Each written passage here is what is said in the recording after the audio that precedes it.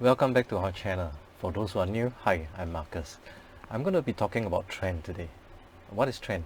Simply put, trend is the direction in which the market is heading, whether it's going up or going down, and where the majority of the traders will place their trade in.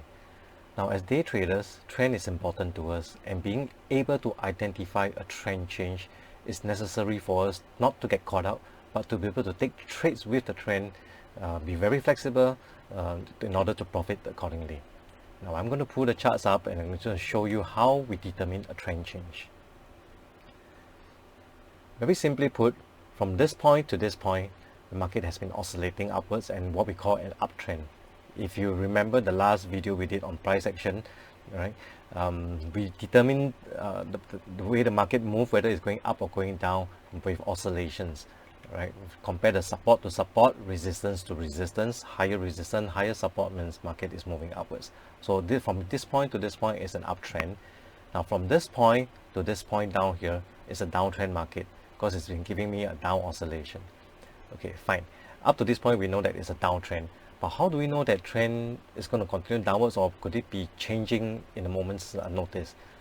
You notice this retracement here. It went up and broke this resistance. Okay. Immediately after breaking the previous resistance, the downtrend has been disrupted and is no longer a downtrend. At this junction, we concur that the trend is neutral. Neutral because we do not know where the market is actually heading. Okay. What we want to know is we let the market move. Okay. What we want to see is a retracement. Okay. There are actually two factors in which we need to determine a trend change. First, we have this price break. Secondly, because it broke a resistance, in order for it to change from a downtrend to an uptrend, it needs to give an up oscillation. So the moment market gives an up oscillation here, show me these two blue bars here, up oscillation, we can confirm that the trend has changed from a downtrend, and this is the start of a new uptrend.